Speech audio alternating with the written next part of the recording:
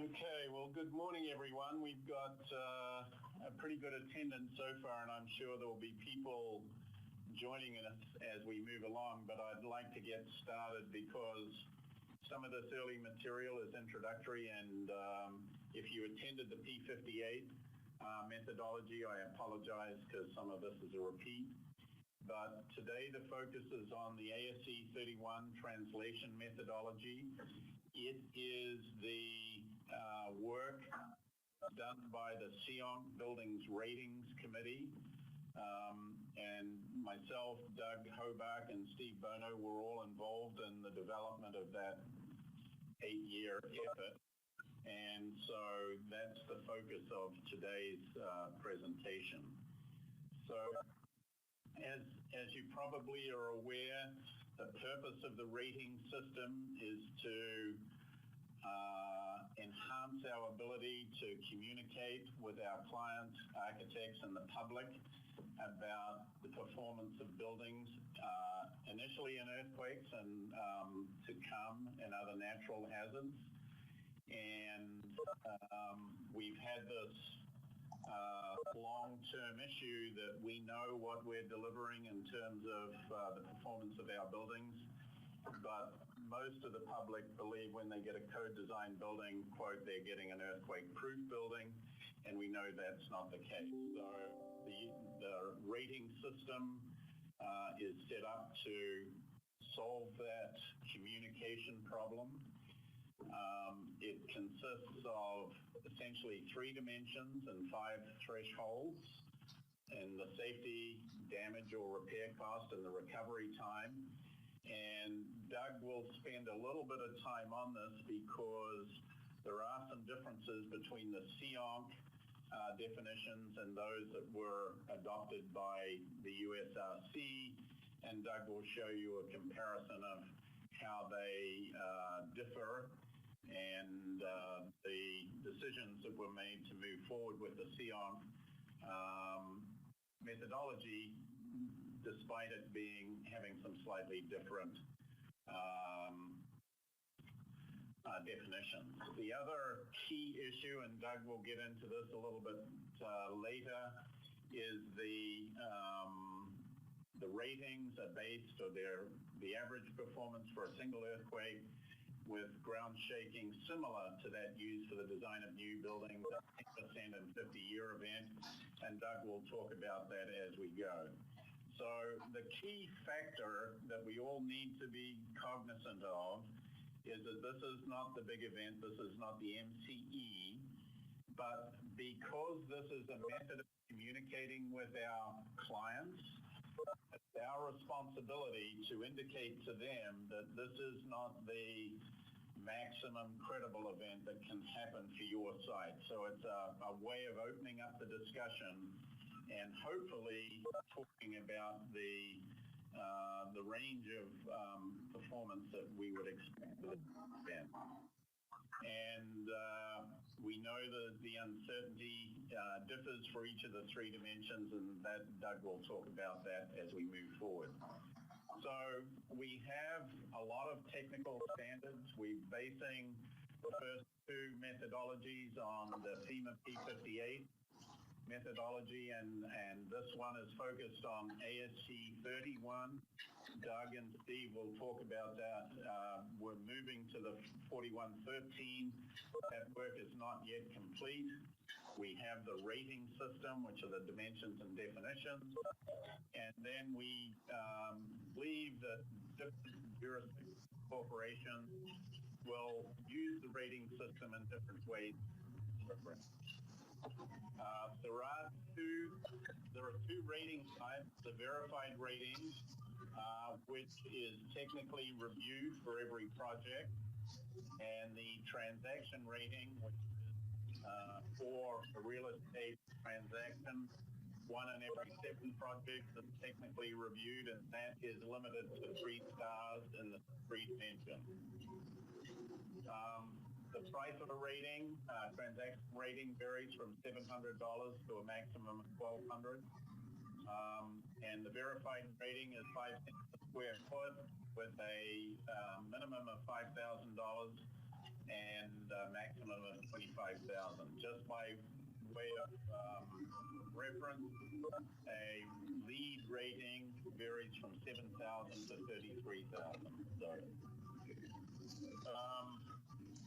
this is just schematic to show the rating system, which is the dimensions and definitions.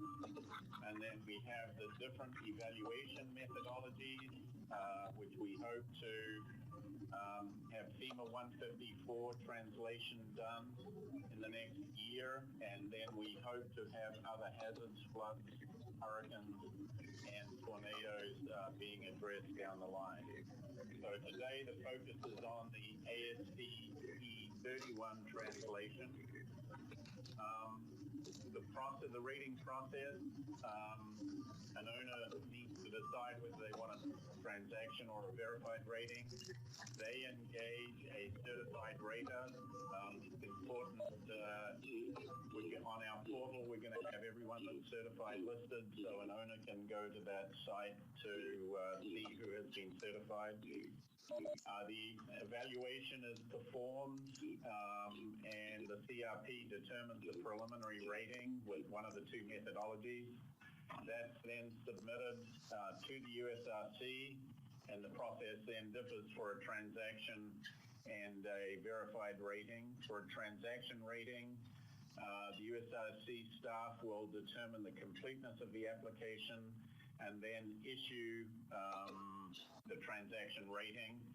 The technical review will be done on a random selection basis. 1 out of every 7 of a certified rater's transaction rating will be reviewed. The verified rating, on the other hand, we will determine the completeness of the submittal. The USRC will then determine whether a technical or elevated review is required, and the technical review will then be done, and then after that a rating will be issued. You should have a copy of the implementation manual. I apologize that the first one that was posted and sent out did not have Appendix D tables that form the basis of that methodology, but everyone should have that now. So what we are going to do today is focus on the Appendix D that's in the manual, and that has all the material that you will need for a ASCE 31 evaluation. The HB Risk have computerized or tabulated the full checklist, and one of the analysis tabs in the SP3 program, you can do your ASCE 31 evaluation on their system. I won't get into the details, but the submittal process requires an executive summary. There'll be a standardized form that you will need to fill out, and then the detailed reports that are specified in the implementation manual also need to be submitted. The certificates, the evaluation report needs to be signed and stamped by the certified rater, and we initially wanted the certificate to be done, but I think the logistics of doing that such that it doesn't make sense. So when you submit your evaluation report, that needs to be signed and stamped. This is a rating certificate that will be issued. There's one for verified ratings and one for transaction ratings. They're both listed in the in Appendix A of the implementation report. Just by way of background, there are two new key committees, the Certification Committee, and that is the group that's assessing the qualifications of both raters and reviewers. As part of this startup process, as you hopefully got an email from me indicating the first batch of raters that will be listed on the portal, you do not have to have completed the 2 examples with the different methodologies. Just make sure you've submitted your 3-page resume and paid, and the certification application committee is going to meet later this week or early next week and determine the first set of people that will be on the portal. The ratings review committee are the people that are responsible for assigning the reviewers to a project and addressing any technical or discipline issues that may arise. So you've been through the application process. I should have deleted this. You know what is involved there. And as I indicated prior to the launch, the examples using the methodologies must be, can be submitted later, but you cannot submit a rating until you've done that, until you're officially a rater.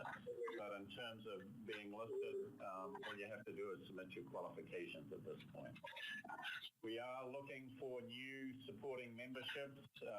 That's on our website. So if your firm is not currently a founding member and you wish to be a supporting member, we would certainly welcome new members. Oops.